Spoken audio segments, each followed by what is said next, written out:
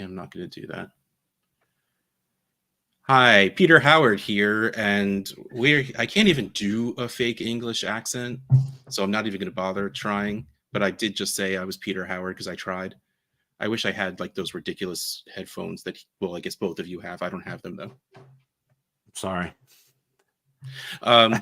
Well, Peter can't be here tonight, but he is with us in heart and in soul, and he's alive. That made him sound very dead. But you know, we're here doing the same stuff. It is SFB playoff season. That's what, at least for us, it says up there. I made it. Me too. What place were you in? 1,000-ish. I don't remember anymore. Hold on. Playoffs, round 1. Search. I was 1,272nd. I think I'm ahead of you. I think I was like 1,040 something or 50 something. 1,086. 80 something. Yeah, you had me beat by a solid like 1.5 per game. My team was 9-13. I had a better record than that. I think so. But I had the number 1 overall Scott Fishbowl. Like, yes, you did. Dan is in my division. So. No. Dan did not finish undefeated. He wasn't undefeated. He was 20-2, but he was like the high scorer. Oh, okay. No, because there was a Dan who last week there were 5 undefeated. This week there were 4. A guy named Dan was the one dude that lost. No, he lost 2 games to the median. Yeah. That sucks. Oh, you know what we're supposed to do?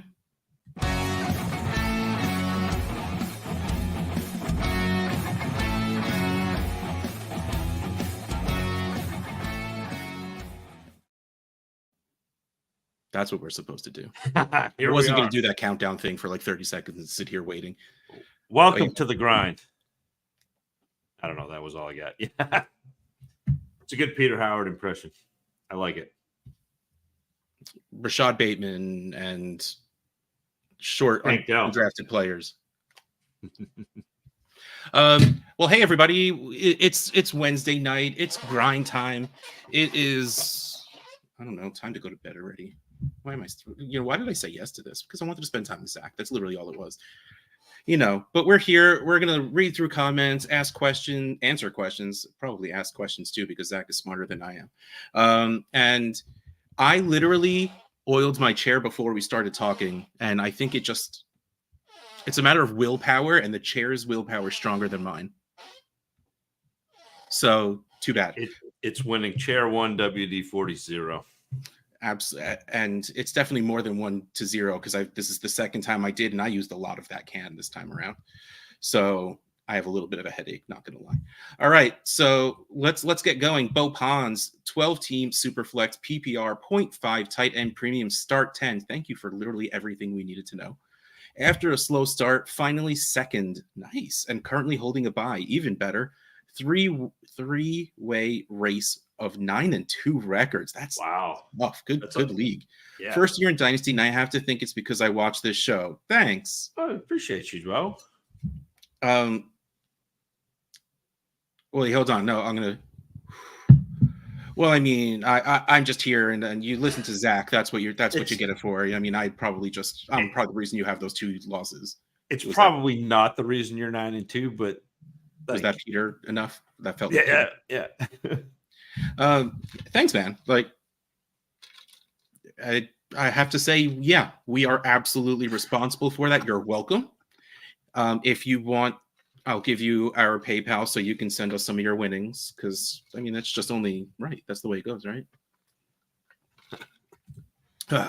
Current flex spots: Terry and Brian Robinson Jr. both versus Dallas. Do any benchers deserve a start instead? Deontay, Najee, Logan Thomas, Ty Chandler, KJ Osborne, Dallas D scares me, but new OC in Pitt. So I like a lot of these guys, actually. Like, I feel like Najee's just going to get fed because they're not going to know what else to do. New OC usually, well, when an OC gets fired, it's usually a back to basics kind of thing. And that might be to feed Terry and Brian Robinson Jr., which I mean, for my own selfish purposes, hopefully Dotson catches another touchdown, just, a little bit. But only 0.5 premium. I'm not starting Logan Thomas over them. Neither Chandler or Osborne for sure. Yeah, what about you? Because Deontay and Najee, the only two I'm stuck of, and it would be over McLaurin instead. I was going to say, like Brian Robinson is a start to me. Dallas is, and I know we're at week 12, but Dallas has given up 6 top 24 games to running backs this year. They're a pretty stout defense, but Brian Robinson is kind of one of those at this point, an every week start for me. Yeah. Same. And then I would have to really kind of look, maybe Deontay, but like it's not like a real strong. This is where we need Peter. This is where we need Peter, who actually pays attention, who like ranks starters and stuff like that. Just because he's got the spreadsheets. But that's probably, you know what? I probably would go Deontay Johnson and Brian Robinson. That's probably what I would do, but it would be close. Deontay Johnson's last 2 games are 2.7 and 3.6. I know we're talking. Yeah, Brave New World, because it's it's a new OC, it's a new day. McLaurin's only in at 9.6 points per game, like 12.3, 7.3, 9 point. It's higher than Deontay's for sure. Yeah. Hold on, let me pull up Najee real fast. I know he had a bad game this past week, but he's 12.9 points per game, 15.6, 18.6, 4.6. I get it that these are both pretty good defenses. Cincy's and Dallas's defense are pretty good. I think I do the running backs. I think I do Brian Robinson and Najee Harris. Flip a coin between Terry and Najee, but you definitely start Brian Robinson. Yeah, Brian Robinson is one of the starts. Demario Douglas on taxi, which again, that Demario Douglas is a floor play to me. I don't see him as being a potentially 20 to 25 point play, where McLaurin could be, even Deontay Johnson with, like, again, assuming targets, could be. I don't see Demario Douglas. Demario Douglas is probably like a 10, 12 point play. He doesn't rate for me. That's not bad though. No, he's fine. But Mac Jones and Bailey Zappi split first team reps in practice on Tuesday. Yeah. They don't. I don't know if it matters because they're both not great, but that's just to put that out there. Yeah, I think I avoid Douglas anyway. Actually, that's a lie. Who are they playing? The Giants. Yeah, who have actually been pretty tough. Yeah, they have weird. Well, only because they failed to send their fax in time to send away their cornerback. Jack Harris, evening, guys. Hey, should I be worried about the playoff push? Any moves you would be trying to make? 12 teams, start 10 Dynasty. Allen, Brees, Bijan, JJ, Chase. You should not be worried about anything ever. Hold on. Olave, Waddle, Nico, Laporta, and Purdy. Other flexes are James Cook, Dotson, Ty Chandler, and Judy. Names look great, but worried about performance and injuries as of lately. Thanks. I mean, that's always the concern is injuries headed into the playoffs, but you can't predict those, and it's hard to mitigate those headed in. To me, looking at this team, Zach, and I know like Purdy's been pretty good, but there are a couple of cheaper options who have scored more that you might be able to get into. But other than that team's pretty solid. Yeah, and by pretty solid, I mean like really solid. And the Niners it sucks because the Niners have a decent schedule going forward, except week 16 they play the Ravens. Yeah, and that's a tough defense to play against. And but Purdy's been good. Like that's not especially as your QB2. I guess we're not really. Well, it's funny. The Ravens are on MFL the second best defense versus quarterbacks. The first best is the Browns, and they played them in week 6, and Purdy put up 9.95. Yeah. Of course, that means literally nothing, but just to put that out there. But I don't think you're making any moves here. I don't think there's any moves to make right now. The real question then becomes, do you have a trade deadline? Is this something you need to decide now? If you need to decide now, I'm not doing anything. Like, this is... You have a really, really good team. And the even better part is, if something happens and you lose, you'll have a really, really, really good team next year. Like, No. You have zero age issue on this team. Yeah. And that's the other thing, Zach. And I did Trade Addicts last night with Russ, and we talked a little bit about this, but I think there's this real hang up in the dynasty mentality and fantasy football in general, but you think your chances of winning in any particular year are actually better than they are, even if you have a great team, because there's so much luck and variance in once you get into a 1-game playoff. There's so much luck and variance there that, like, make your team, like you have, as good as it possibly can be. Let the chips fall, and you'll be good. This is a dynasty roster. This is a roster that is young, that is highly productive, that looks sustainable going forward. Yeah.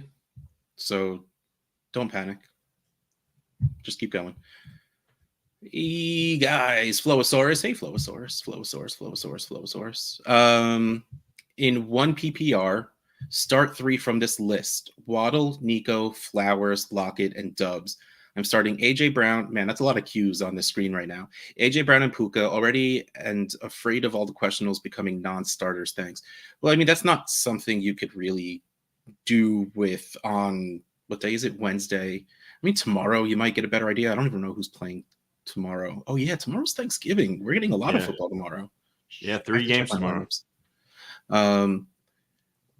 So, like, I feel like you should start Flowers because he's gonna be the only guy to catch the ball. And look, man, I get it. Waddle's not lighting the world on fire, but I'm still starting him every single week. Yeah, I think those are the best. Oh, and I can start one more. Nico, Lockett, or Dubs. It's probably Collins. Honestly, yeah, and they're playing the Jaguars, who let up plenty of points. I'm good with that. Here, hold on. Seattle is playing the Niners, so I find not starting Lockett on that one. And then Packers are playing the Lions. Yeah, so, but I don't even care. Like, Dubs is like 2 catches and a touchdown. Like, he has his games where he gets like 5 or 6 catches. Yeah, he's absolutely not. Yeah, everyone else is much more of a safer and more of a ceiling play, I guess. I just like Dubs. So yeah, Waddle, Nico, Flowers, first 3 listed. It's always nice and easy when that works out. Grimley 1314, 12-team Superflex PPR competing second in points 4. Got 2 offers to get AJ Brown. First, give Chase for AJB and JSN. I love it just for the 2 guys with 3-letter initials. Second, give Addison and a 25 first and late. Give Addison a 25 first and a late 24 second. Oh, to get AJ Brown. Right. Sorry, you said that from the beginning. I think I would rather do the second one. Yes. I would rather have AJ Brown and Chase. As much as I love Addison, and I do, like, AJ Brown is a level up at this point. You're hoping Addison becomes what AJ Brown is. A 25 first not only is 2 years out, so the value is down, but also the quarterback class of 2025 right now doesn't look great. So in Superflex, that is going to push that draft value down just a little bit. So to me, it is pretty easily the Addison and 25 first and late 24 second that we're not even going to talk about because I don't care about seconds.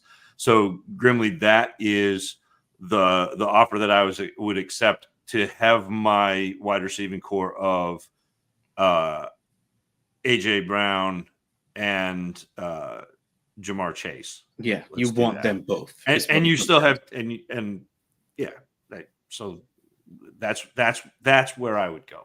And that is literally everything I would have thought to say.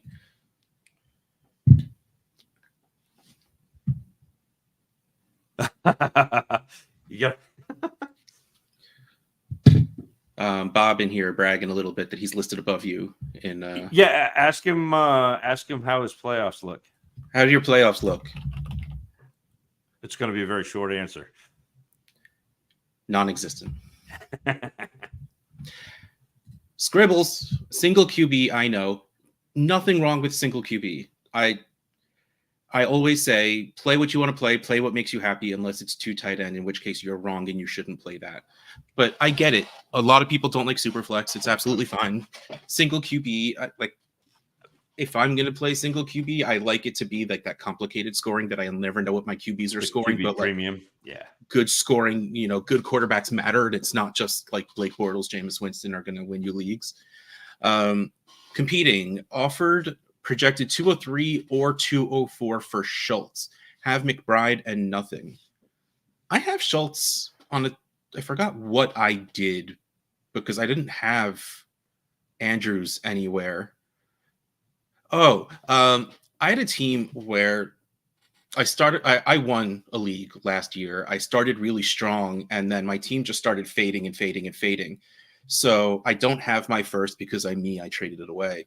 So I took Kelsey, I turned it into I can't remember. It was like first Brian Robinson and Dalton Schultz. Like I liked, and it's a best ball, so it's nice and easy. I don't even have to decide because I hate making decisions anyway. But Schultz is scoring touchdowns like every single game. So I don't think you need, again, this is absolutely dependent on having a trade deadline and if it's now. If your trade deadline is now, then I would do this. I would send clearly that's one pick, that's 203 or 204. Yeah, I would send a second to get Schultz. If you can get a third back, that makes it all the much better. If you can't, whatever, it's fine. It's a second.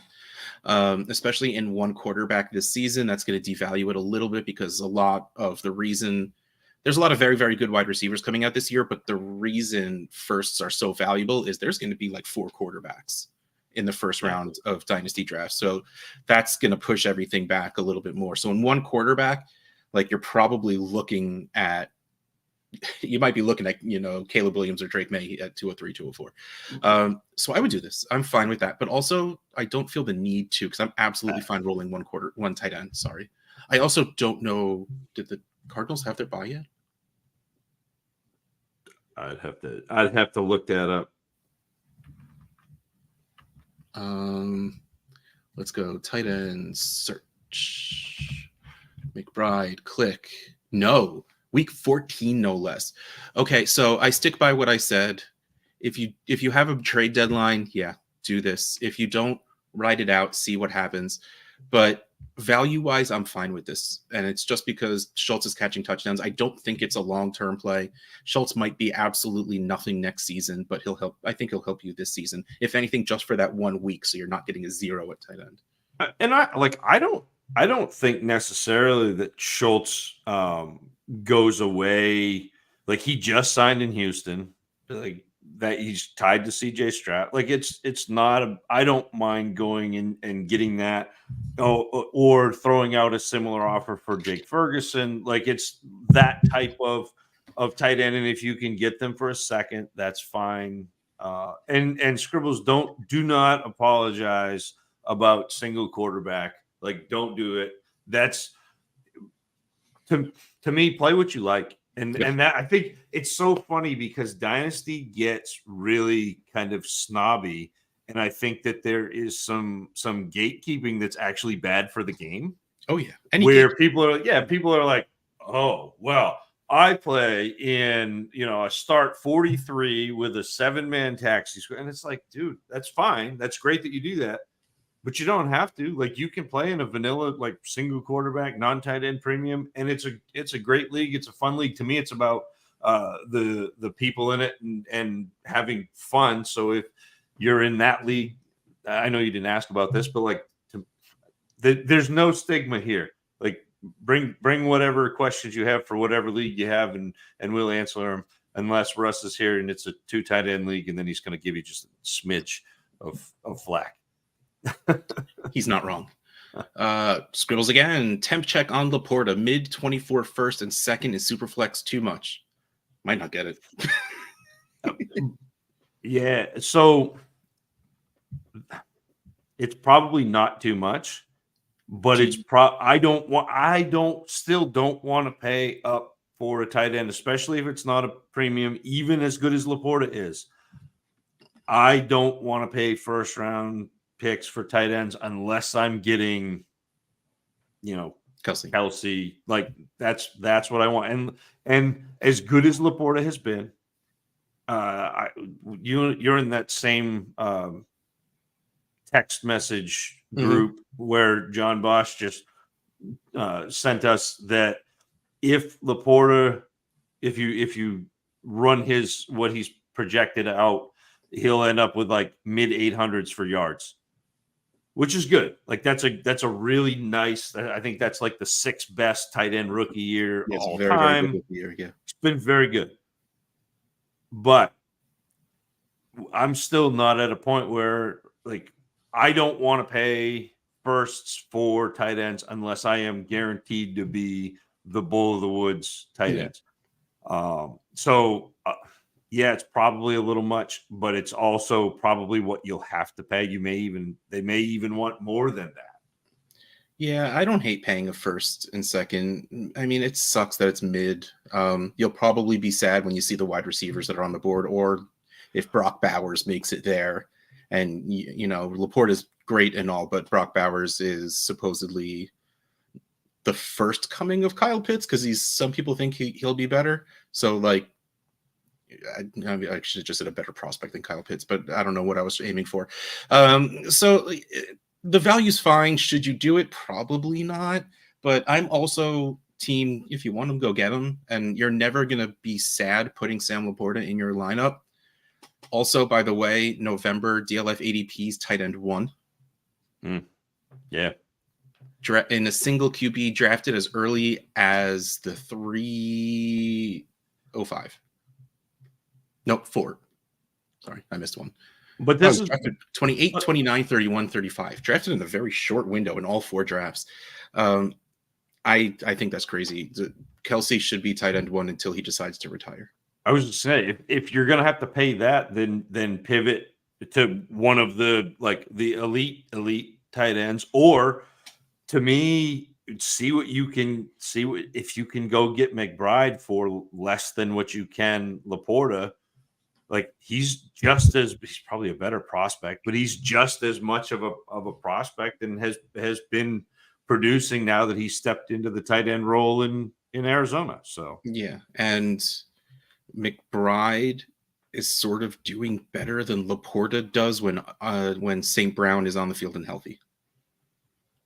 Yeah, this right now, McBride is the primary target in Arizona. I'm praying Hollywood works his way back as that.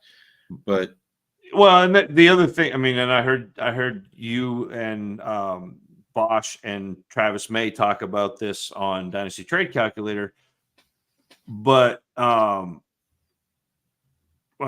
not Dynasty Trade Calculator, Dynasty Wall Street on the Dynasty Trade Calculator feed. I didn't even notice. But Arizona could potentially be in the mix for Marvin Harrison Jr. Like they're going to have a pick that's up in that range. Yeah, they're number 2 right now. Yeah. So, Dell is almost top 12 on keep trade cut. Saw Tank go for London at a mid 24 first. All right. First and foremost, KTC is not it for me. Yeah. It's the most reactionary, something to do when you're bored and very easily skewed, and it's not the right format to be relevant for anything. Like, I don't think it helps for trades. I don't think it helps for rankings. It's a fun game to play. Keep trade cut is a fun game to play. I don't think you're supposed to make things out of it.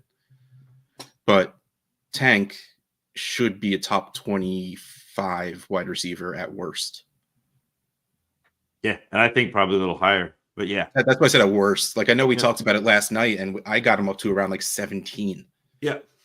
And so going for And London plus, I get, and I'm here for it. I would, it's a little heavy, but I would rather have Dell than London, but I don't think I would give up a mid first on that's top of London to go get Tank Dell. exactly. What an asshole.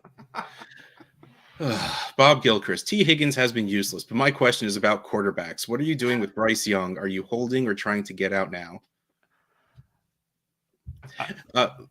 Bryce Young is good. Yeah, The Panthers are terrible. I don't. You don't. If CJ Stroud wasn't doing CJ Stroud things, we wouldn't be worried at all about Bryce Young things. It's all a matter of perspective. It's the fact that there's someone else doing what Stroud is doing. Like, don't forget, like, Tua didn't have the greatest rookie year. Burrow was good, but he didn't have like sophomore Joe Burrow, like, you know. But then there was Justin Herbert doing Justin Herbert things, and we're like, oh, is Tua bad? Like, just because Herbert was there blowing it up and he was drafted later than Tua was. Like, I am not giving up on Bryce Young whatsoever. I mean, I only had one share and I traded him away to this guy over here for a guy who ended up popping his Achilles anyway. yeah. That's the way fantasy football rolls. But like, I'm not worried. I'm not worried at all, especially because I think these two are connected, and I'm still hoping T. Higgins ends up in Carolina.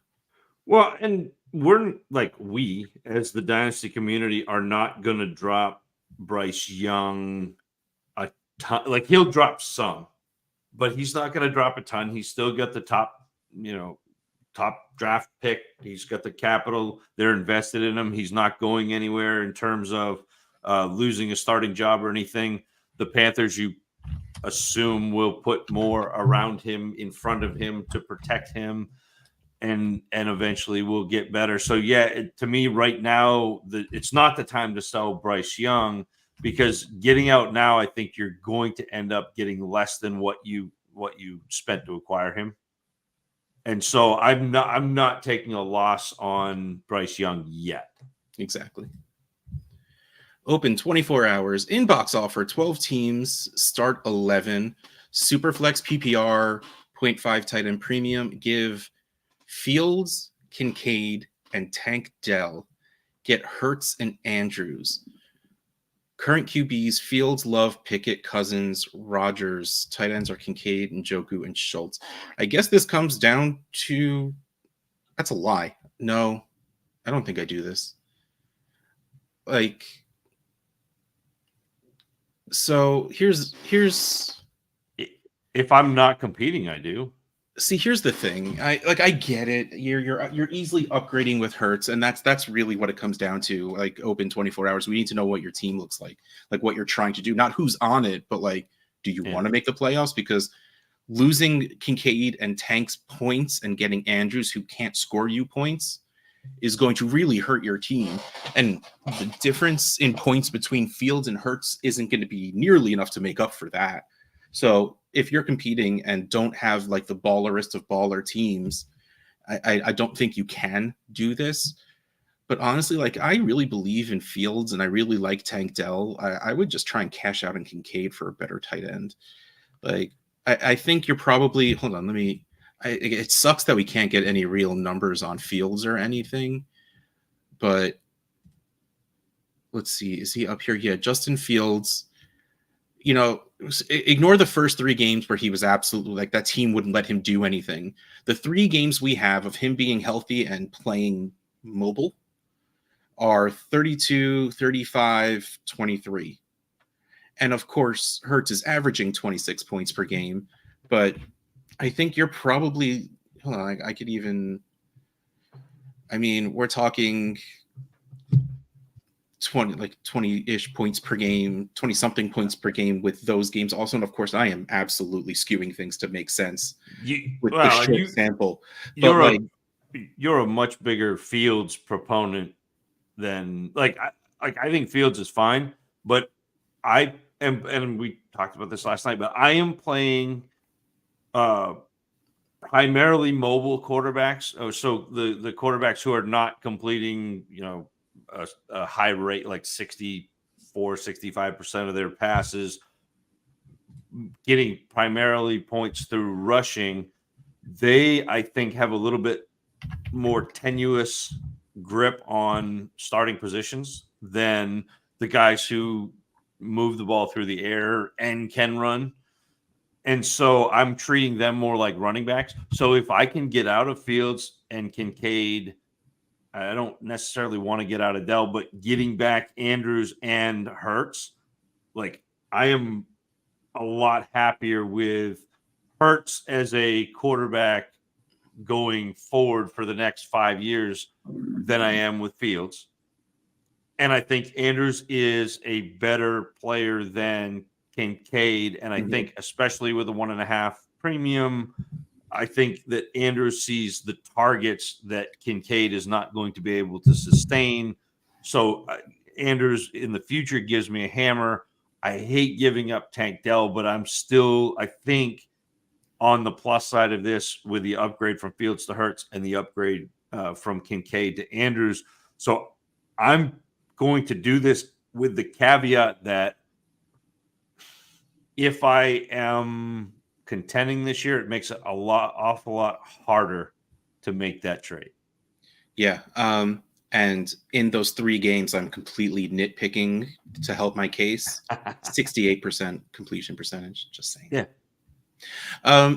So here's my real line of thinking. Like, let's just say Justin Fields falls in that glob of 20 to 22 point per game quarterbacks, which is likely. Hurts is usually hitting around that 25, 26 points per game by the end of a season anyway. So it's like a 5-point game difference. Andrews versus Kincaid and Tank Dell. Again, like, this comes down to your team build and where you are. Like, if you have a strong team and condensing makes sense, this is fantastic for you next year. If your team is okay and there's a lot of very good teams, like you have to start 11. That does make it. It doesn't sound like the difference between 10 and 11 is that big, but in a 12-team league, it matters. So it's like 12 players. Thanks, Zach. Yeah. The answer is the value's there. If you're not competing, yeah, go for it. We're gonna move on now. Mike Gonzalez, 12-team, 1 quarterback, start 8 PPR, no tight. I'm gonna assume that's no tight end premium, as opposed to just no tight ends. Interesting though, if there were just no tight ends. Though there's McBride. Never mind. Middle team probably going to miss the playoffs. First place team is offering Deshaun Watson, DK, Mark Andrews for my Lamar, McBride, and Singletary. Nope. There's the difference between Watson and Lamar is so cavernous to me that you're not going to come close to making it up. I don't care that there's no tight end premium. Yeah. No. And even in a 1 quarterback. Yeah, don't care. Yeah. I'm that out. Again, it's tough for when I'm talking about Deshaun Watson, especially if you've ever listened to me talk about him before, because I have no interest in that man ever being near anything on my fantasy teams. So, but having nothing to do with him as a human being, he hasn't been good for fantasy or in real life in general. So with this one, I would turn around and offer maybe McBride and Singletary for Andrews. Oh, I would love that. Yeah. Because I think that might get done because Singletary has been good. You got Pierce nicked up. McBride has been fantastic. But I think for you, especially if you're going to miss the playoffs, getting Mark Andrews upgrades your tight end position, plus upgrades your pick for next year, assuming you still have your pick. Mike. So that to me would be what I would do is I would counter and say, look, I'll give you McBride and Singletary for your Mark Andrews. That upgrades him at 2 positions while getting rid of a tight end that is not going to score him points. And I think it ends up benefiting both teams and helps you in the long run. Scribbles, 12-team Superflex best ball, tight end premium. Lamar and Andrews again. Lamar, Andrews, and Zay, or 103, 104, McBride, and Addison.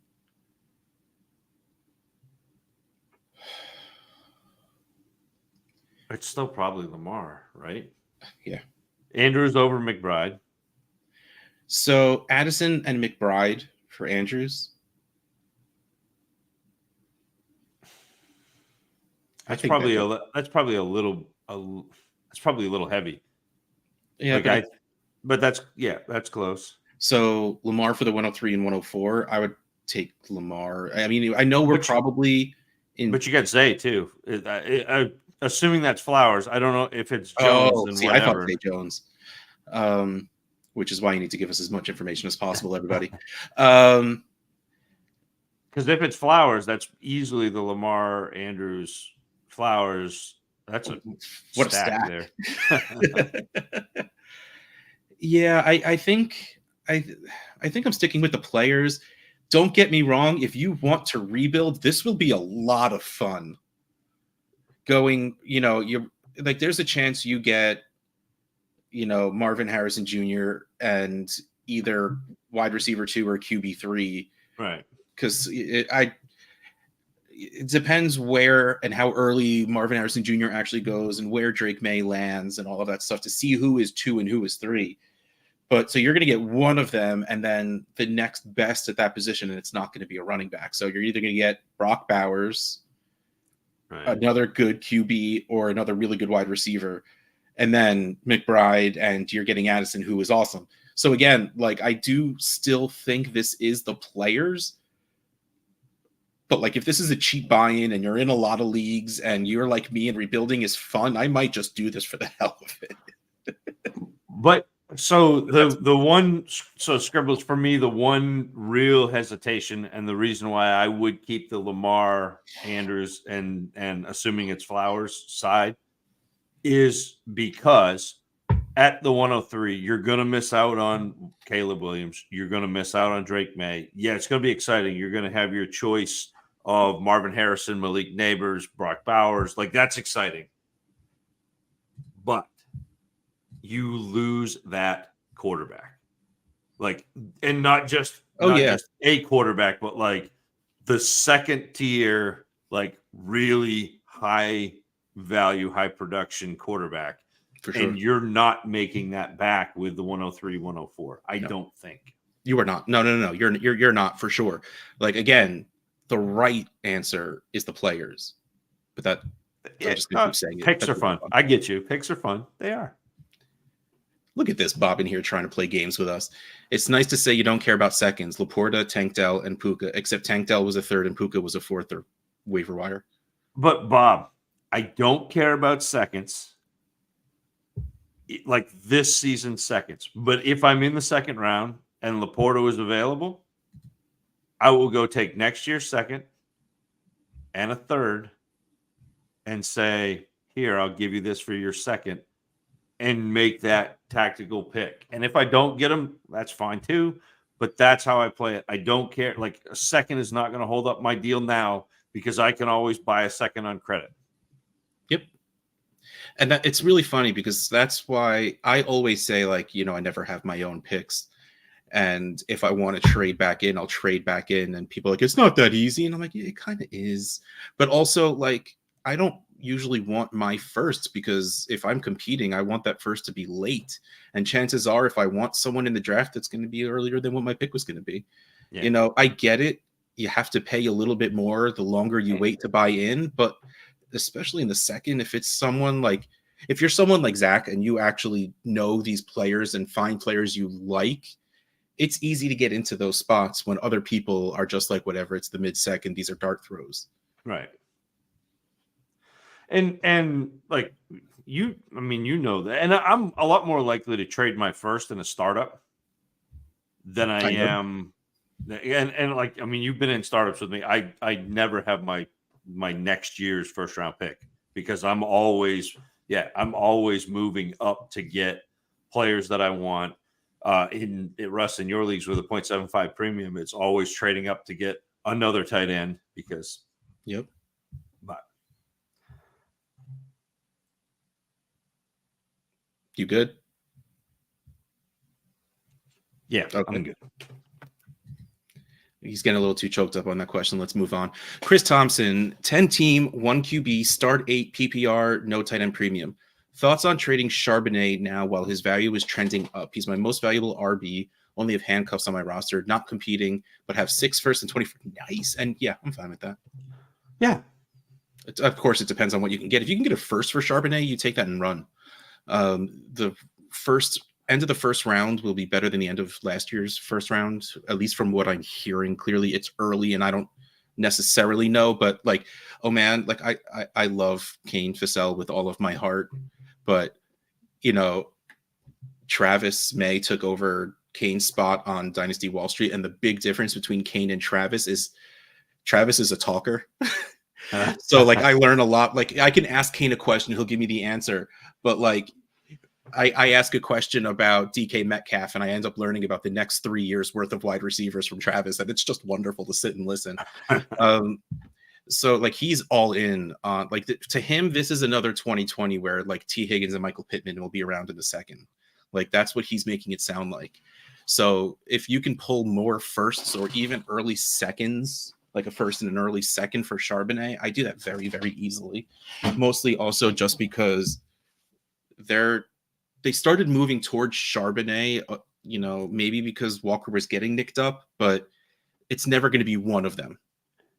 And that team isn't good enough to matter. It's not Marshawn anymore. It's not Chris Carson anymore. Like their team's not going to be good enough for their running backs to be super relevant, I think. The nice thing, though, about Charbonnet's skill set is I think he is a better pass catcher than Walker. And so there may be, he's not going to have the explosive runs that Walker does. Walker's a much better ball carrier. But I think Charbonnet is good. But I do think getting out of him, if you can get a first for Charbonnet right now because he's starting, yeah, let's go. Yeah, absolutely. Bob back on his real account. I had to give up a late first for McBride. I get it. It's fine. I mean, it's not I'm not gonna be mad at you for it. I'm not gonna say but I don't want to pay a first for a tight end unless it's, Travis Kelce. Yeah, but I also understand if you're a competing team and you just lost Andrews and it's your late first. Yeah, like I get it. Sorry about your Andrews. I'm sorry. My Andrews too. I don't have any of those. Not anymore. I'm assuming that's supposed to say I love your hatred for KTC, Russ. I agree. Hatred's honestly like, oh man. It's one of those things where like I know they did it in the what's it called? In Mad Men and The Good Place, where it's one of those where like, you know, I feel so bad for you. And I'm like, that's funny. I don't think about you at all. Like, I honestly I forget Keep Trade Cut exists until someone brings it up. I don't think, like, good for them. They created something that people love to use and more power to you. Not my deal. Alan Davis, KTC for those who want free stuff. Free stuff is nice. Also, fair enough. And with 17 bench spots, I'm holding T. You should both T. Higgins and just like a nice chamomile or jasmine, you should always be holding some tea. Bopons, I'll have to give a contingent percentage of any winnings via super chat, not via super chat. It goes to DLF, not to us. And also, super joking, you know, just ask Peter for his PayPal. That's fine. William, this is terrible advice on Fields. That's actually what you should do, Bo, is subscribe to Peter's Patreon, which is like $1, one singular dollar, and that makes a huge difference. I think it's just Patreon PA Howdy. I'm going to go check it out because that seems very important right now. But also, we were both giving Fields is going to struggle to be a starter in the next one. Okay, so I was giving bad advice on Fields. You were not. Because we had different opinions. Again, we don't, William, we don't know the future on this. Like, Fields could turn it around. He was good at Ohio State. He has been good in stretches. He's been bad in stretches. So I'm playing Fields like he's a running back. So the way I play running backs is if I can get 2 to 3 years of positive production out of them, which you have out of Fields, I'm going to take that and then I'm going to flip them to go get the next player that I want and a pick. And I think you can do that with Fields right now, whether you swap positions and like trade him for a wide receiver and a first round pick, hopefully early, so you can get back into a quarterback, or if you kind of part him out, or like what we talked about, where you're trading Fields to get, like, what was it, Hurts? Yeah, so like that sort of thing to me is how I am approaching this. But again, with the full knowledge that I don't actually know. This is just how I am approaching this archetype, because to me, the NFL is still reticent to trust running quarterbacks. And they've always been hesitant to do that. And running quarterbacks now, it's become a little bit more of a cheat code, because you've seen the college game go more to RPO and spreading things out and running. And so that trickled up, because some of the better college quarterbacks end up in the NFL. They can do this sort of thing. And so you've seen RPO kind of become more prevalent in the NFL. You've seen guys like Lamar Jackson succeed. You've seen this running archetype, except for Lamar Jackson is different than just a running quarterback. Jalen Hurts is different than just a running quarterback. Josh Allen is different than just a running quarterback. Fields, we're hoping he's different than just a running quarterback. Anthony Richardson, who the Dynasty community like shoved up into the spotlight, looks like just a running quarterback. And the guys who are just a running quarterback, I'm treating like a running back in terms of the way I think about trade when I'm going to trade them and when I'm going to flip them, because I don't want the value rug to get pulled out from underneath me. By the way, Bob just texted us. Mark Andrews is his most rostered player. I knew that. Oof. I did. I'm sorry, Bob. That's rough. So here's my thing. Here's my thing on Fields. Whether he's going to get a shot. That's all that matters. He was drafted too early, and the NFL doesn't like making decisions. When you're in a weird spot and you see that there's a quarterback available who was drafted in the top 10, 12, I can't remember, he was up there somewhere. They're going to be like, oh, I'm the best coach in the league. I can fix what this guy was doing wrong. And those other people were stupid. Like, the egos in the NFL are ridiculous, which I guess they have to be, but still, I don't have that in my brain, so it makes no sense. But also, those are the egos that make Justin Fields a pocket passer for the first 3-4 weeks of every season. Right. Yes, I'm absolutely talking as a person who was a fan of Justin Fields coming into the league, but when they let him play his game, he does well. So, and especially if the Bears do something silly, like going and getting Caleb Williams, they're going to trade him away, in which case there's going to be a team that says, we want you. And if they do that and then don't use him the way he's supposed to be, that is just epic levels of stupidity. I don't think he's going to struggle to be a starter for the next year and a half. I don't. I am very likely to be wrong, because I am basing that purely on having just watched football for the past 20 years. No, we talked about this with Herms. Like, I too think he's probably going to be a starter, because the options are going to be the Bears trade him and draft a quarterback.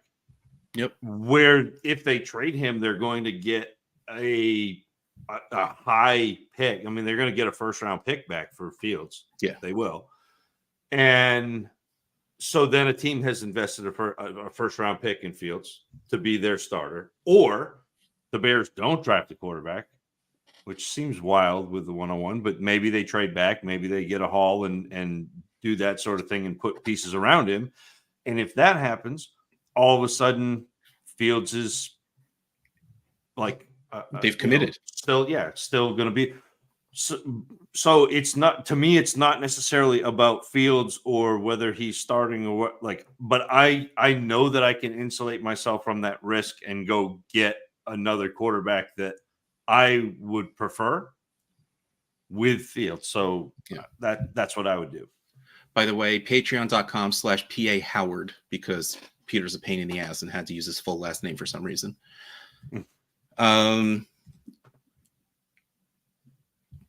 Josh out here talking to William. Yeah, exactly. She's agreeing with us. Scott Honecker, in Superflex, my team is not a contender this year. What do you think of using Dak to tier up to Burrow? Yes. Okay, so here's the thing. Dak is 30. That is not old for a quarterback. Dak is also doing really, really well. You shouldn't have to pay a lot on top. Now, I am fully on the belief that for a 24, whatever Burrow is, year-old quarterback, missing 8 games should not affect his dynasty value literally at all. He is still a top 6 quarterback for me, ish off the top of my head because I don't actually rank things. But Dak is scoring a lot of points right now and will do for the rest of the year. So that should bulk up his value for this other team. I'm absolutely cool if you're on a rebuilding team to go and do that swap, but I don't think I would add much on top. Plus, I have seen at least 1 or 2 straight Dak for Burrow trades go through. So yeah, that's a fine move, and I love it because I just love Burrow and I believe in him. But I don't think it's something you have to do because Dak is very good and still young enough that it doesn't matter. Yeah, I don't know. I don't know that I'm adding to. That's what. Yeah. Yeah, I don't know that I'm adding to Dak to go up to Burrow. It's not like that tier is closer and flatter than people want to admit. See, the thing is, at the beginning of the season, the way last season ended, let me word that better. The way last season ended, I had Dak at the top of the 3rd tier for me.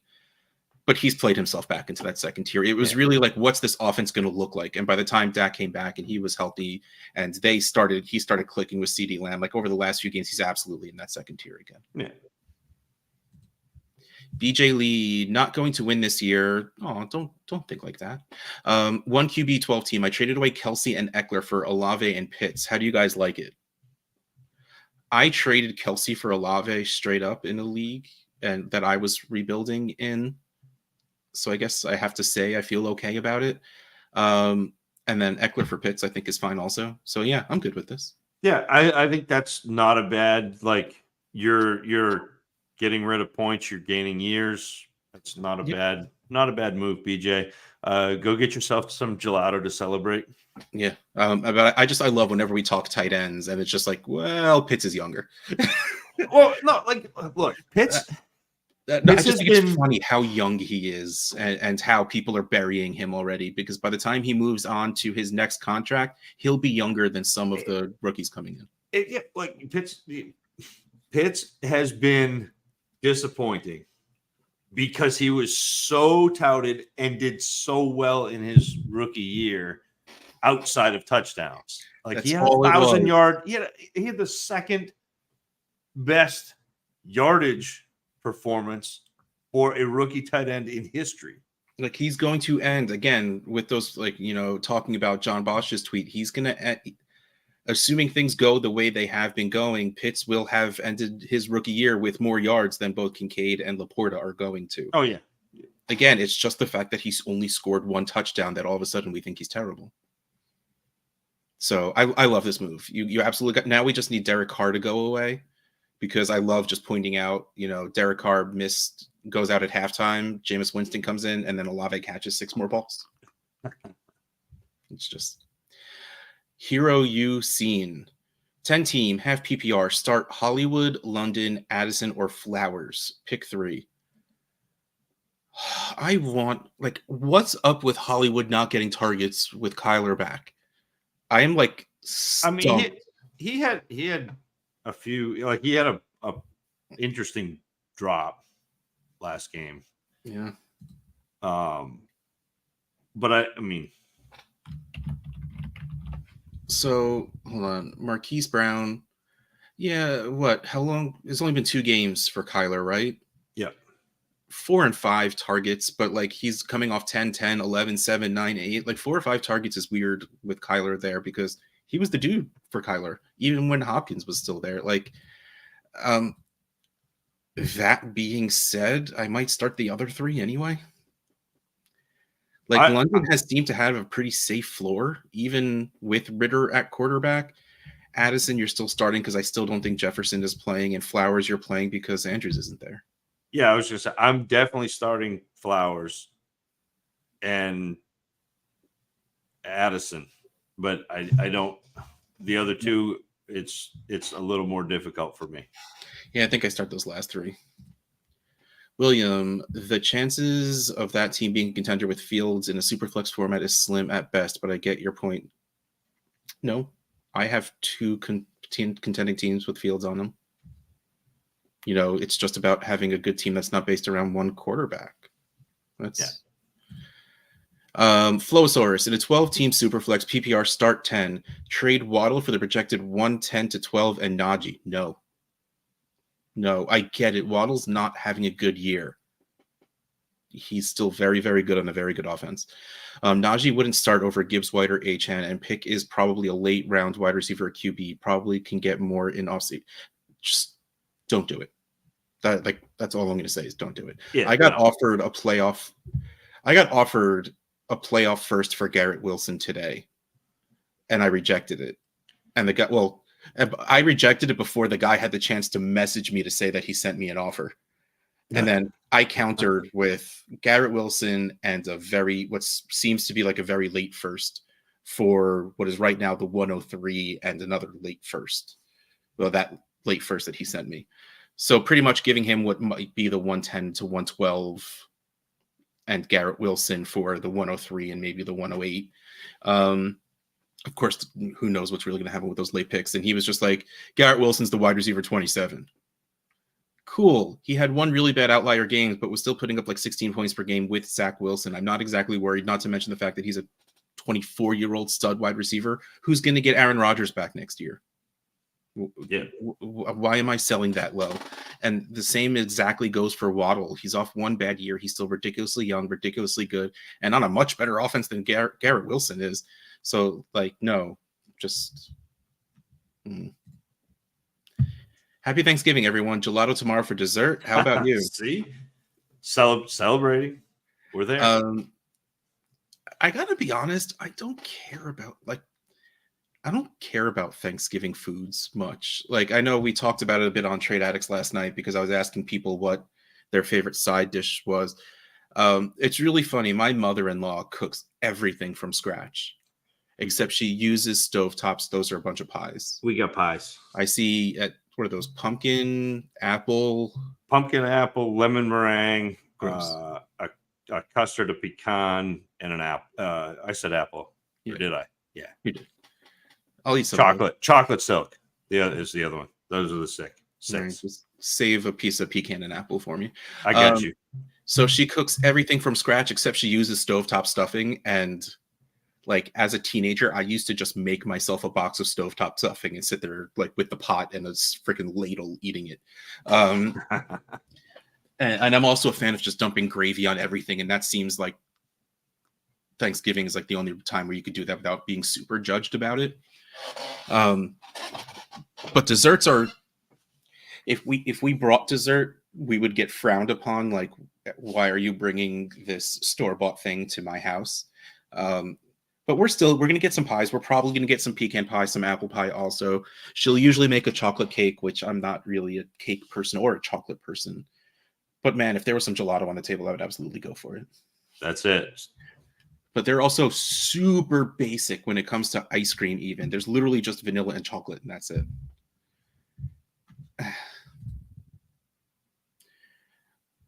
Brain burst. What did you monsters do with Peter? Look, he's been getting out of the basement a little too much. We needed to lock him down there, make sure he remembers his place. He'll be back next week. Don't worry. Talking about other trades. Yeah, I'm always fine with moving anyone, but like the value on that trade for Lamar, I don't think was there. Bonzera, hey guys, hey, value check on Christian Kirk on a 1 QB PPR rebuilding team buying. Interesting. If I'm a rebuilding team trying to get Christian Kirk, which feels a little backwards, which is fun, I'm not spending more than a second because like the second is always a bit of the gamble of a gamble with those wide receivers. But and Christian Kirk is good. Christian Kirk is a part of that offense. They want to be involved. They straight up said that this season. And that's not going to change even if they do bring someone in, in the non-point scoring season. So even in a 1 QB, I'm not spending more than a second on Kirk. If I'm competing, I would probably send a late first for Kirk in a 1 QB, but I'm not in a rebuilding team. And if I want him on my rebuilding team, I'm still not sending more than a second for him. It's interesting because he is perennially undervalued, I think. Starting year, yeah. Like, and in terms of a player who's going to put up points. So, and I'm with you. Like, if you can sneak him for a second, I'm very happy with that. Yeah.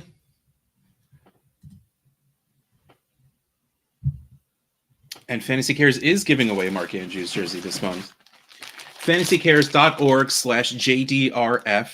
Every single penny coming in goes right to JDRF, the Juvenile Diabetes Research Fund. Mark Andrews has type 1 diabetes. The JDRF is to help children, well, really to cure type 1 diabetes, but also to help kids with care and upkeep and all of that stuff, because not only is it a pain in the ass, it's expensive. I have multiple cousins with type 1 diabetes. But Mark Andrews, when I read it out loud, it absolutely makes sense. But like, he has to get his blood sugar test every time he gets off the field. Like, that's crazy. And I want to see more kids in the league with type 1 diabetes. Like, that shouldn't be holding them back. So fantasycares.org/JDRF.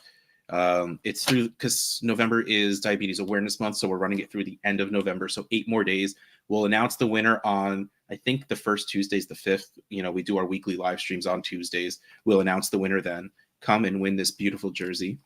But while we're talking about that, this week's goodness giveaway is a Jamar Chase signed jersey. Let me get that a little closer right there. FantasyCares.org/GG for giveaway goodness.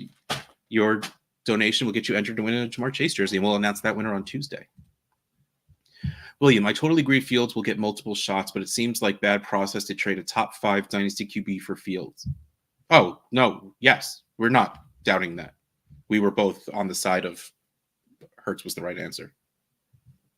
Yeah. 26, but yeah, still young. Not sure who's...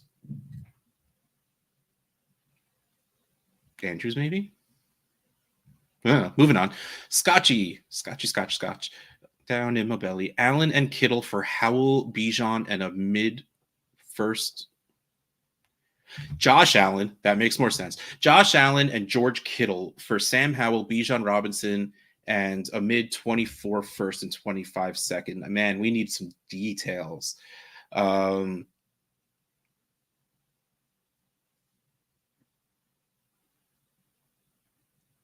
Wait, Allen and Kittle to me. Like, look, okay, so I get that Bijan's Bijan, but like, he's not playing like what we want Bijan to be. And Arthur Smith, we want to go. We don't know if he's going to.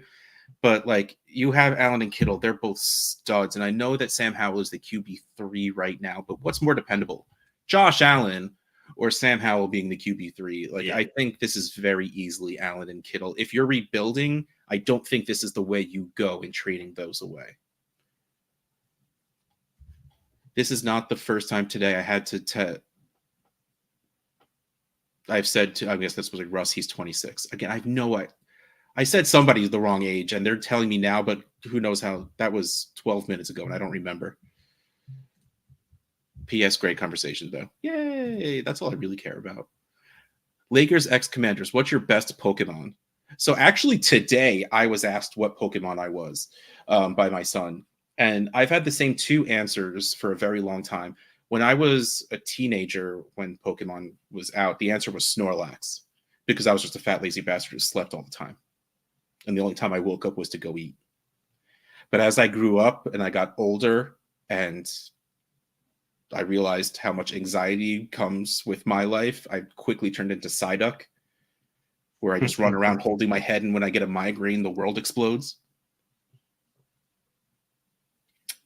That's my jam. I got nothing. Your kids aren't Pokemon kids? I mean, kind of, but like Also, they talk Pokemon over my head. Yeah. See, my kid does too, because there's like 3,000 new ones. I know the original 150.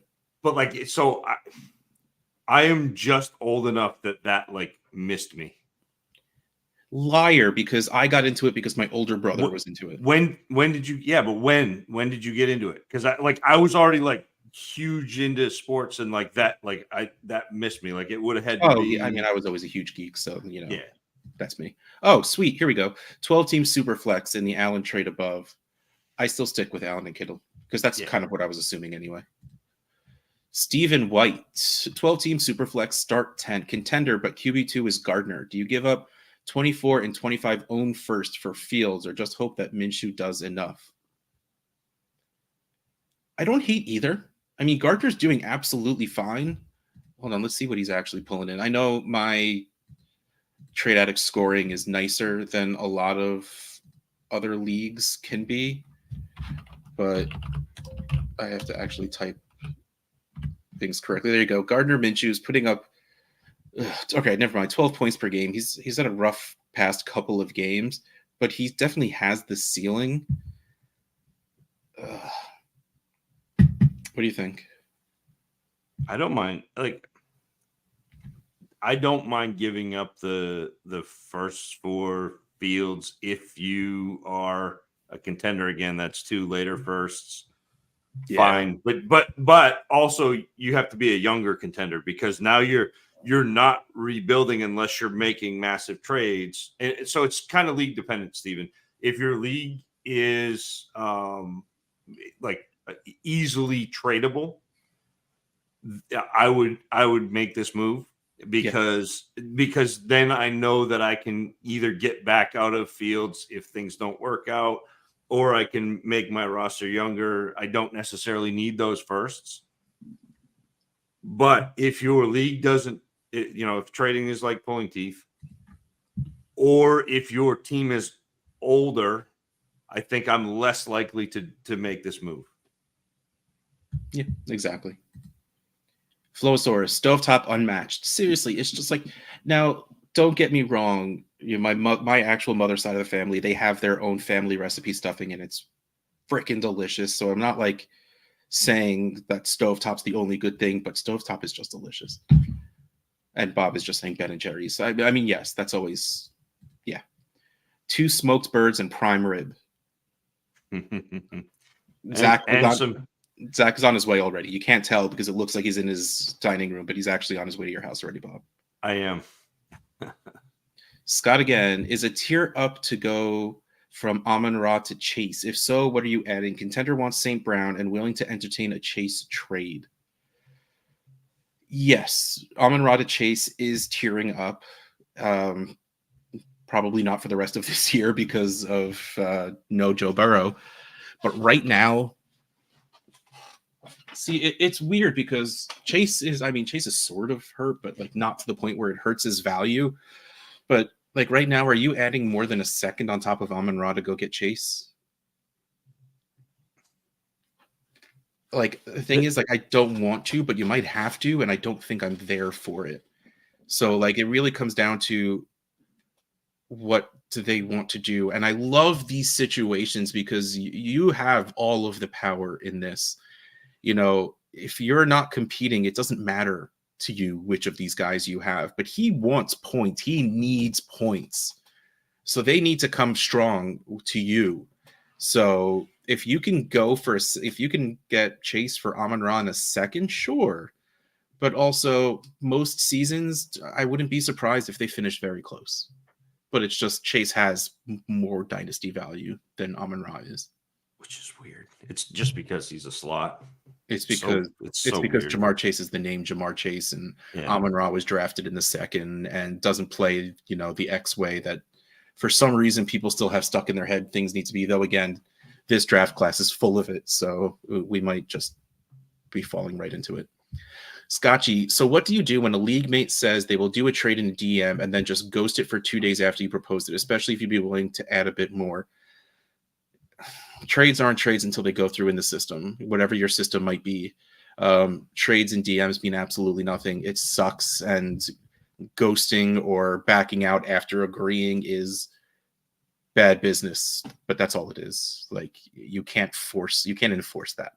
Like, that's Well, and not to be the other side, but like, you don't know what's going on with that person. So like, it's wrong.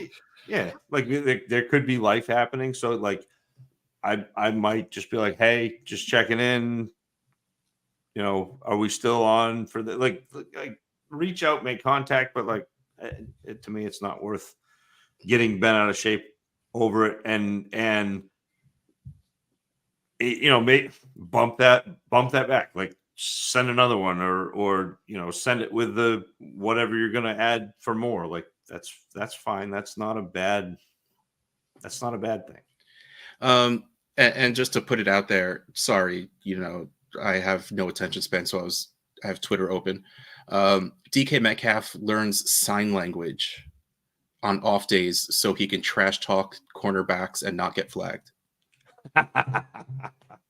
He scores a touchdown and signs number 44 is my son. So I commish a lot of leagues, which is not a surprise to anyone. And I get a lot of, especially because in my bylaws, they're trade addicts leagues. So it's in the laws that you have to reply to trade offers, or there can be, you know, penalties against it. And also you need to set a lineup. You can't tank like that. Whenever I do message someone, I legitimately always say, my first thing is everything okay? I don't care about your lineups. Are you alive and is everything well? Yeah. You know, and if everything is well, just please do better, you know, but like, because exactly, life is way more important than this. So yeah, like, assuming this person is okay and they're just being a dick about it, sucks that they're a dick, but there's nothing you could do about it, you know. Unless there's something in your bylaws that said trades agreed and DMs are, you know, ironclad, which seems like a terrible rule to have, but there's nothing we could really do about it. And if you're willing to add more, which you really shouldn't bid against yourself, then just send it again with a little bit more. Maybe they're playing a game with you. People do that to me because they know I have no patience. Scapegoat Matt Canada over here. On a rebuilding half PPR Dynasty league, was offered 2 seconds for Tank Dell. Was I wrong declining the trade? Nope. Yeah, you have Tank Dell. You keep Tank Dell over 2 seconds at this point. Tank Dell is worth the first 2 seconds. While technically is worth the first two seconds, is not a first. Hold Tank Dell on a rebuilding team. He's super young and a very good offense. So just keep it going now. Yeah. Andrew Carlson, 12-team, 1 quarterback, PPR, start only 8. Would you trade Josh Jacobs for a random 25 first and projected late 25 second, or hold out for more? If you don't want to score points, that's fine. Like, I think that's what you'll get. Yeah. You know, he's 25 going on 26. He's on a bleh team, having a bleh season, even though he's probably a top 10 running back. It's just not a great year for running backs. But I'm absolutely taking a first plus, even if it is 25. And then I'll try and do something with that 25 first to get me a player I like better, or to move into the 24 first. He's top 5 right now. That's how down running back is this year. That in PPR, Jacobs is top 5. Oh, in total points, yeah, because he hasn't had his bye week yet. So I total points because Peter Howard yells at me if here. I do points per game. He's here. Points per game, he's 17th. Yeah.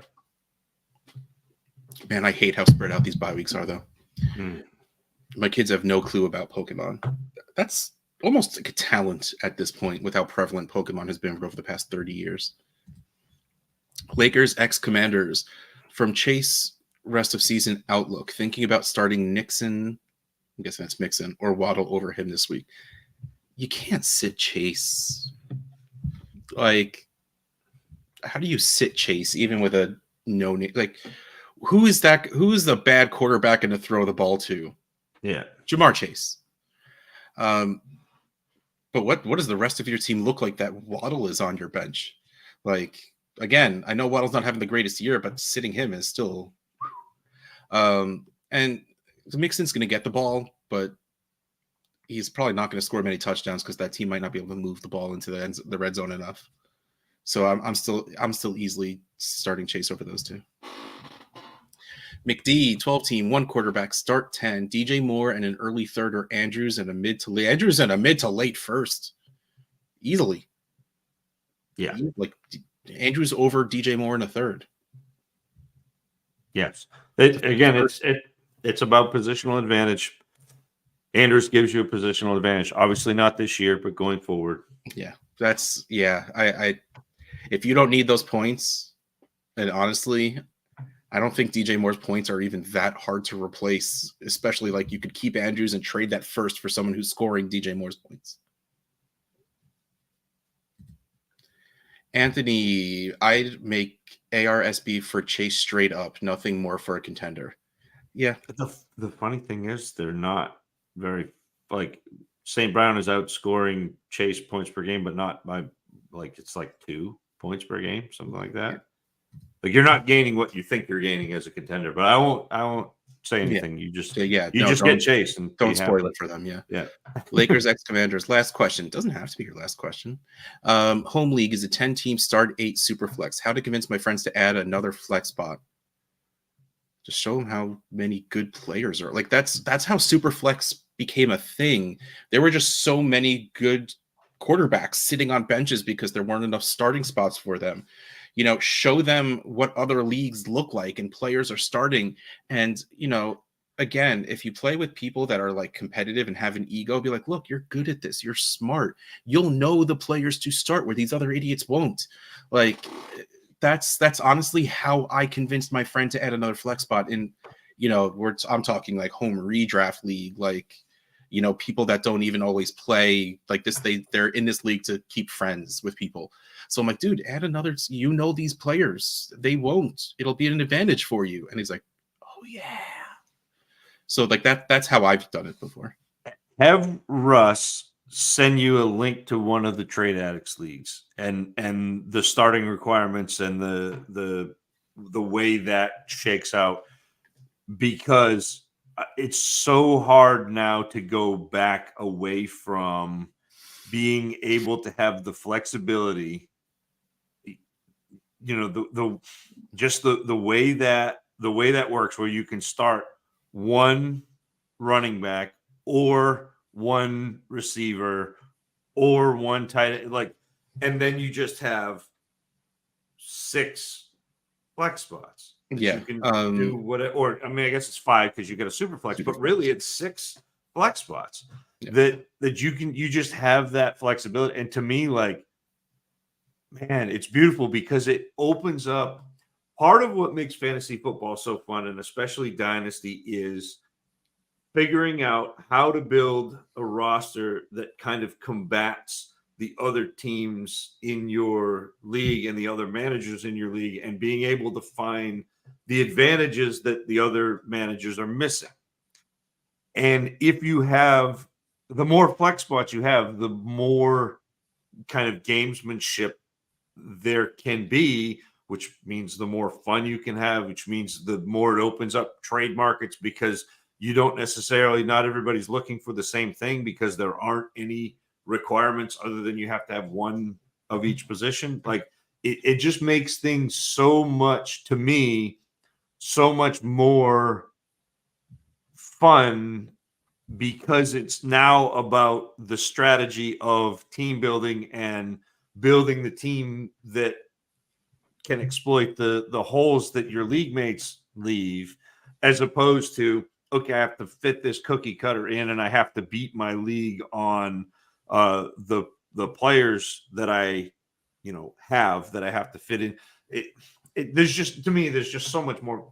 I mean, flexibility, I guess that makes sense since it's a super flex, but flex spot. Yeah, but there's so much more you can do So that's maybe you just cut that and send it to him. Be like, here, listen to Zach talk for a minute, but don't send him this now because we're over. But yeah. Just first of all, if you use myfantasyleague.com, my leagues are all public, so you can just search Trade Addicts and you can go look at the settings, and I have everything spelled out in the bylaws. Thank you. But just to put in, straight terms, my leagues are 12-team Superflex, start 10, where the minimum requirements is one of every position: one quarterback, one running back, one wide receiver, one tight end. Then there's 5 flex spots and 1 super flex. So you really only have to start one of each 4 position. The rest of it is whatever you want. Like, I can't imagine a redraft league right now, because in redraft everyone still is trying to win. Like, at least in every single dynasty league there's going to be 3 or 4 teams that don't care about winning. But like, imagine a league where everyone is trying to win and every team has to start 2 running backs. Yeah, that sounds awful right now. Like, I hate the requirements. I even me, who loves wide receivers and the amount of startable wide receivers there are, I don't want to have to start 3 wide receivers if I don't want to. Like, my 12 Olympians team, it's a struggle to find a 3rd wide receiver to start, especially when injuries start to happen. Like, just show them what the world can be. But the problem is, it's a home league, and home leagues usually don't like fantasy football. They like the game they're playing. So it's always really tough to make people change. A to Z, hi guys, hey. In second place in a 12-team Superflex Dynasty, start 10 somehow, because you're awesome. Christian McCaffrey, that's why. McCaffrey, ETN, JT, Pacheco, AJB, CD, Hawk, and Junk. QBs are sad. Carr, Pickett, Minshew, Zappy. Move 25 first for Goff, or just hold on. I'd do that. Yeah. Yeah, because I would absolutely start him over Pickett. And Carr's health has been up and down, so Minshew and Goff is probably better than any of those two. Yeah, I'm good with that. Bopon's favorite Pokemon is Alakazam. That's cheating, man. Like, he was like in the original, he was the strongest until you got to Mew and Mewtwo. There are over 1,000 now. That's insane. Pokemon is my first hobby over Dynasty. I was very much into Pokemon when it first came out, but it was very easily replaced by other things because even then it got too confusing for me. So my Google search says that it was first released in Japan in '96 and then demoed in the United States in '98. So I would have been in high school. I was in high school. I was at that point. I was playing basketball 5 hours a night every night. No, not cool. It's fine. It really is. You're too cool. I get it. No, so well, you were. You're not now. No, my addictive personality manifested to 5 hours of basketball a night. Like, if it had been Pokemon cards, that would have been it. Yeah. Like, I literally played basketball 5 hours a night every night from the time I was in 6th grade to the time I graduated high school. So I know it's just fun to give you a hard time because I like you, but I'm not cool. Very far from cool. Missed the point initially. Life happening is part of the concern. I'm not. It's just I want to keep the convo going. I've done everything. I've done the is everything okay? I don't want to add more until he responds.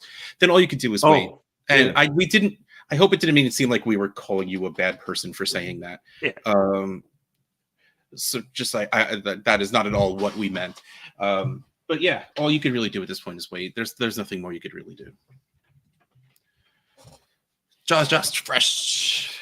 12-team PPR, tight end premium 1.5, start 10. Send Mahomes for Andrews and Burrow. Other QB is Stroud. Yeah, I'm good with that. Clearly not if you want to score points right now, but going into next season with Stroud, Burrow, and Andrews sounds pretty awesome. Yeah. Okay. Yeah. Man.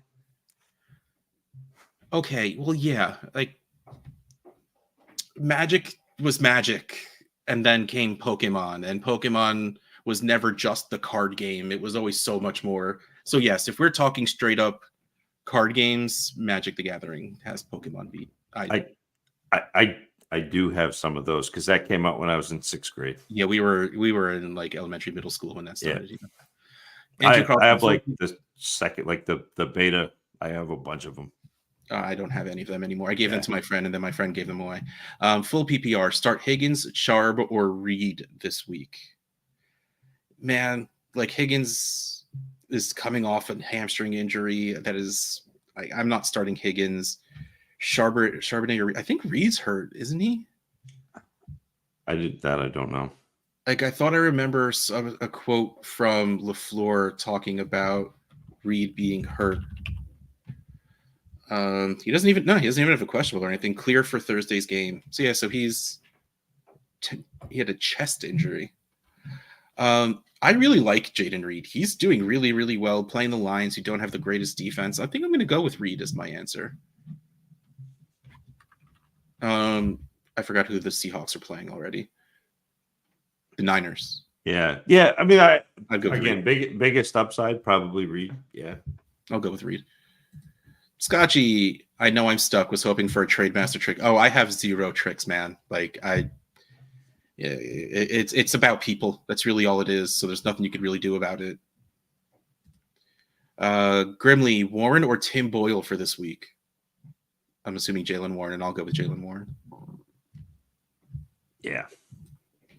Not the Jets quarterback. Not the Jets quarterback. I didn't know who he was. Now I'm gonna pretend this guy's name is Hamon, like Spanish for ham. 14 team, 0.5 PPR, super flex. Gave Warren and DeMario for Reed, and I was just talking about how much I like Reed. I probably gave too much, but thoughts. That's fine. I like it. I don't think you gave too much. I mean, DeMario is probably worth a third. I think Reed. I'd rather have Reed over Warren, so this is fine. Yeah. Johnny Detroit. How do you guys value RB's rest of season considering the 24 RB draft class is looking thin? Hold or target young RBs regardless of contending or rebuilding, perhaps hold older RBs normally sold as contenders. Can I be honest? I don't consider it at all. Yeah. If you're straight up rebuilding, like maybe next year isn't even your thing, I want nothing to do with running backs, regardless of age or what the next year's class is going to look like. So I don't even consider that. Like if you're in like a retooling, like you might compete next year, again, it'll have nothing to do.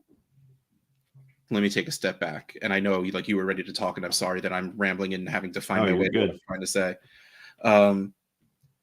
I attack running back year to year. It's very rare that I will keep a running back for multiple years. So if I'm out right now, I'm absolutely fine selling my running backs and then figuring out what running back to start week 2 of next season. Again, assuming the trades are there, assuming you're getting the value that's worthwhile for your running backs now, I take it because we've seen this year what running back can turn into at any given time. So if your RB is healthy, it's a roll of the dice that he will be next year. So I honestly, I change 0. I don't care about what next year is going to look like because I'll figure it out next year, especially on a team that isn't straight up contending. And if I am contending, I'm just keeping the running backs that are scoring points, and I don't care about anything else. Yeah. And yeah, you hit that. And the way I build is through wide receivers. So this 24 draft class is exactly the draft class I want to target to rebuild. It's solid in quarterbacks. It's more than solid in wide receivers. And Brock Bowers. Anthony likes your question, Johnny. I hope we gave you a good answer. I'm sorry if that's not what you were looking for. Letting me know who the Seahawks are playing. Scott, is Laporta much above Kincaid? I think Kincaid is soon to be the number 2 target consistently in Buffalo. He is. What do you think the price is for Kincaid? Honestly, I think they're going to end up being back-to-back. I know I've heard a lot of discussions of pretty much them two being top 4 with Kelsey and Andrews, and age putting people above age, making them put Laporta and Kincaid above Kelsey and Andrews. That was very poorly worded. Oh, maybe Andrews is 26, and that's what Bob has been telling me because we talk about Andrews a lot lately. They're probably pretty similar because Kincaid came in more valuable than Laporta did. So even though Laporta went higher, Kincaid is also going up a little bit. So they're probably worth very, very similar prices, neither of which do I really want to pay. But first and a second at least. You might have to do more since Kincaid was actually drafted in firsts in most leagues, even though I thought he was way overdrafted. Yeah. I mean, but there wasn't, at least for me, there wasn't, like, there was a gap between them. Like, I was clearly a Laporta guy, but like Kincaid is fine, and he's produced. He's been good. It's funny. Like, it's never a great thing when you need an injury to happen to become relevant, but when that player is Dawson Knox, it makes me a little more iffy. Yeah. But man, in a 0.75 premium, ever since missing a game against the Giants in week 6, 21, 21, 23, 26, 15. Like, Kincaid's out here putting up points, so I'm not holding anything against him anymore at this point. Gabe Davis has full on disappeared. No other wide receiver has stepped up. So yeah, Kincaid is already the number 2 target. What that means in a Bills offense isn't always the greatest thing in the world, but yeah, no, like, if someone were to say Kincaid's my tight end 2 or 3, I'd say, cool, man. I disagree, but I can't really argue it because I get why people would do it, because they're a little too worried about age when it comes to tight end. Same thing with quarterback. It's weird to be worried about a 30-year-old quarterback because they can play till 39. It doesn't really matter. But yeah, I think I'm talking in circles. So there you go. Oh, sweet. We're not really far. We're actually like caught up, so I'm used to us being like an hour and a half behind because I haven't been on too much lately. But I'm glad you were happy with what we said. Kincaid also tied to a QB for longer, or at least contractually. Yeah, fair enough. The situation is much more easily changed in Detroit than it is in Buffalo, but I don't know if I really care about that right now. Yeah, I mean, that's great, but I don't believe it's the quarterback that controls the targets to the tight end. I believe it's the player, because everybody remembers when Gronkowski was out and everybody was going to come in and be the Patriots tight end and put up Gronkowski numbers because Tom Brady always throws to the tight end. It's not. He throws to Gronkowski. It doesn't work that way. Yeah. So it's like Kincaid is drawing targets because Kincaid is getting open. He's earning targets, and the same with Laporta. So they're both doing well. Yeah. So sit Najee or Reed in 0 PPR. I guess I'll sit Reed if it's no PPR. Yeah. Hoping Najee vultures a touchdown from Jalen Warren. Yeah, I hope that the volume itself just gets him there. One of the 12 points that the Steelers score. My strategy will be to buy, hold Gibbs, Bijan. Oh, absolutely. Yeah, that was loud. And even Barkley, Pollard as much as possible. It may be flawed, but my thought process is likelihood of their production being replicated is low. Hey, man, you like players, you hold on to them. That's absolutely a good move. Mine comes from fear of injury. That's really all it is.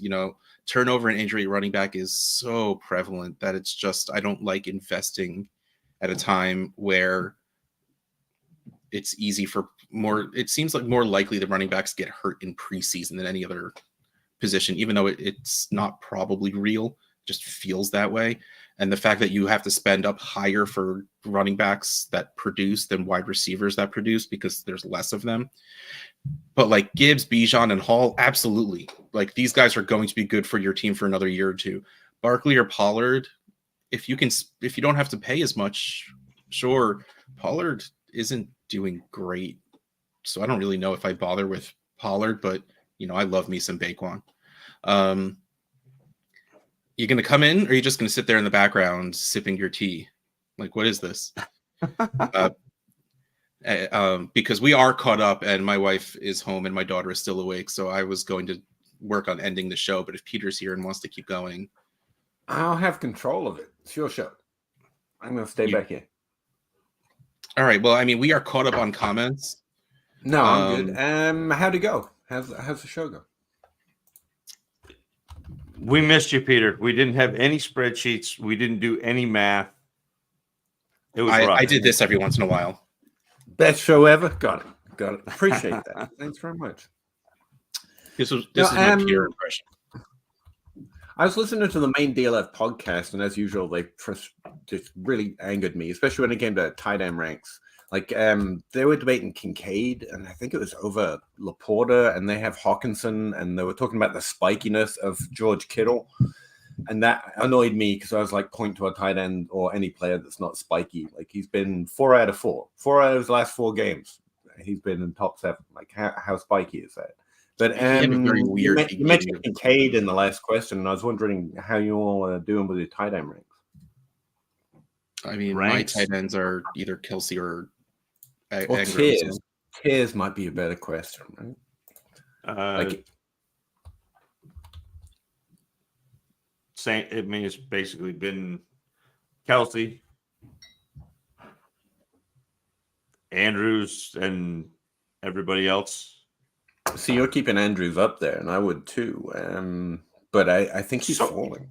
I get a lot of Kincaid Andrews questions, and I'm like, yeah, Andrews. I mean, what is this? Yeah, Andrews, please. So I had a weird trade offer come into me in a league where I don't have my own first, and I'm kind of, it's Olympian, so I'm like still scoring well, but I'm not doing well. I may like back into the playoffs. I have Kelsey. A team offered me Andrews for Kelsey. I'm like, I'm not going to do that. Right. Like, I still think, and he was like, well, Kelsey's going to retire at the end of this year. I'm like, well, then why do you want him? That's just that, you're double talking. Negging players that you're trying to trade for is just the worst thing in the world.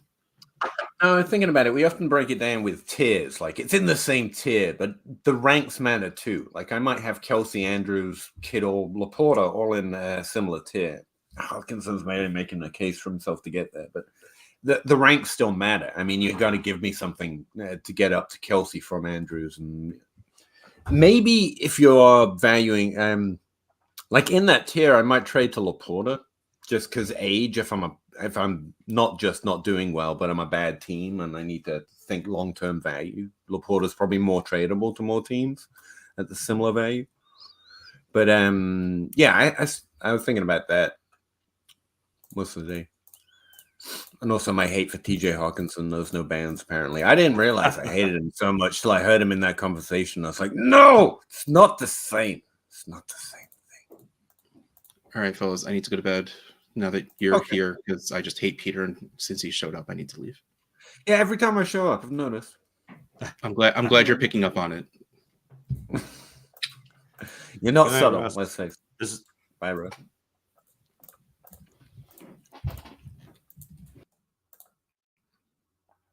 Hey, so Zach, how you doing? Do you really not have control of the show? No, I do. I have control of everything. I am the master controller. No, I really didn't expect to be back in time for you to be here, so that's why I never mentioned it. I just was like, oh, they're still on. I'm gonna go see what's up, but I'm knackered. I'm halfway through a bowl of cold pasta, so I will not answer for any of my opinions. Let's see what we got here. Superflex only team, Baker Mayfield for Kincaid. And a Superflex? Yeah. I still think I'd rather have Kincaid. I still think I'd rather have Kincaid, yeah. Not enough. I have a hard time with the values on QBs. This level in 8-team league. Yeah, there's a lot of QBs doing good enough. Baker Mayfield being one of them, Josh and Jobs being one of them. I think it's important to remember the lesson that the NFL doesn't care and it hates players. These Mayfield, Dobbs, they will just be memories like Gardner Minshew was every time there was another healthy guy with draft capital. Unfortunately, despite being the hardest position, every time they find a guy who's somewhat capable, like, yeah, but I don't like it. So I don't think, and this is part of my disagreement ongoing, one of my many. With John Hogue, it's just I don't think quarterbacks bring you the value that they should theoretically, because we all kind of know that. And Mayfield's in that category. I'd much rather have Kincaid. Like, despite the value of a replacement and the undervaluation of quarterbacks, I think Kincaid holds more value for a lot longer period of time. So yeah, Kincaid pretty easily, and I think you're hosing them. 14 team Superflex, no premium. My team isn't bad, but not competitive. You guys, young guys, injuries, etc. Traded Kincaid for Andrews in a second. I like that move. Within the same tier, you're getting a little extra draft capital. The age doesn't matter near as much to me as a ceiling, as long as my team is, as you describe it, somewhat decent, just not winning this year. So yeah, I take this opportunity to get Andrews. Mike Havens posted today that there are people who trade away everyone who's injured and people who trade for everyone that's injured, and I'm in that second camp. I'll take the discount on what I think is a better player. 8 team only. Yeah, I don't think that matters to me.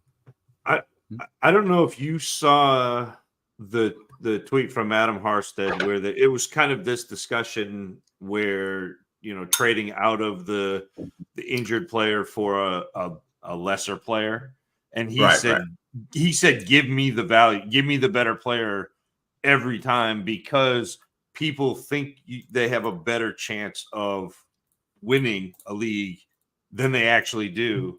So give yourself more kicks at the can by taking the better player. Yeah. I think it can come in. I still play age like every Dynasty player. I'm surprised at the number of people who don't seem to do it or think about it the same way I am. Like, I've been trying to trade for, as you probably have as well, anyway, you don't have Adam Thielen, but we're competitive this year. It's like you send them a second round pick. Yeah. Like, his points are worth more than that, but you're not going to get it because Dynasty, and I can use them. And I've been turned down across the board. And I'm like, he turns back into a pumpkin the minute the season ends. Like, that's how we play age. And they're like, yeah, but I have to point. Well, they'll look real shiny on your bench, you know? Well, on your losing roster. But that's kind of how I play age, as like an add to a trade, like an invisible ad, not as something I value in and of itself. No premium. This one, I just answered this one. Someone new came in. Yeah, Nico and Demario, fake player, fake name. That guy doesn't exist as far as I know.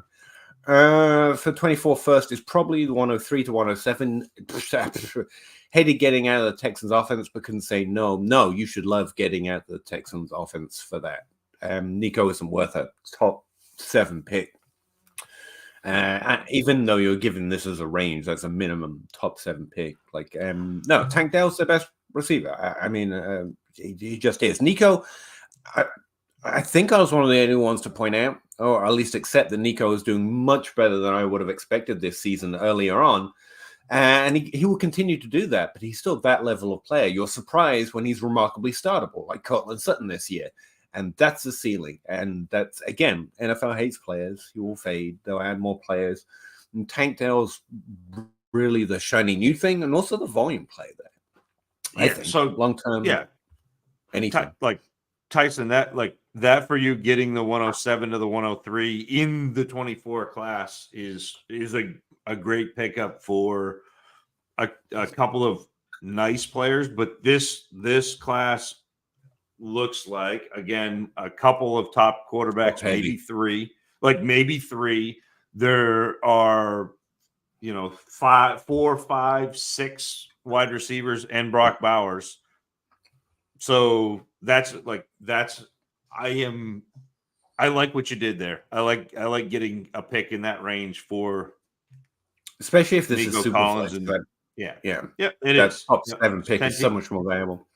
Yep. Like, early reports on the classes, by pick 4, you're starting to go, meh.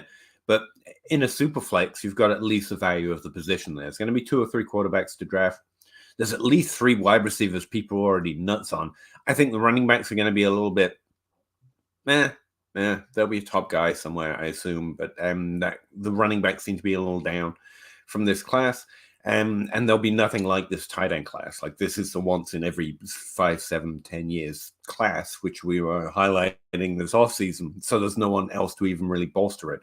But the top 7 in a super flex is still a really good place to be. Like grab one of those wide receivers, presumed, and you'll be doing pretty well. A high value season, if nothing else, compared to anything else in that trade. They could have thrown Jacoby in there and the second round pick, and you still would have been hosing pretty handily for me. Yep. And look, Russ wasn't wrong. That's the last comment. That was it. We were fast today. We were fast, Pete. Well, you didn't have me dragging you down. You didn't have the anchor just weighing you down. I don't think it's that. But we didn't have to wait for any spreadsheets to load, so that helped. That's what people like sit start questions. We're like, I don't know. Let's go to the next one. flip a coin. Do you like gelato? I think gelato came up several times tonight. Yeah. You got an ice cream place that you like to go to? Yeah. Well, I'm glad you all had fun. I am. Yes. Yeah. And it'll be assuming you're here next week. It'll be you and Russ, or it'll be a no-go because I am not going to be here next week. So doing something fun, I hope. I'm going to be on a plane. So that's kind of fun up in the sky. It I mean, could be. Dreamed about it. You got a 50-50 shot that it's fun. For hundreds of years, people dreamed about flying, and Zach's like, I'm doing it next week, Snobby. It's fine. Yeah, what do Brits do for Thanksgiving? It's just a Thursday or a Monday or whatever it is. It's not a thing. But thanks. Have a great Thanksgiving all. Thanks, Alan. You too. Hey. Yeah, happy Thanksgiving. Jeff, just fresh. Nice to see you. Yeah, I hope everyone has a great day tomorrow. I'll be working, but that's cool too. Making money's fun. But no. Have a great day, and thanks for tuning into the grind. I guess. Look, all right, Pete. Look over there. Hey, there's.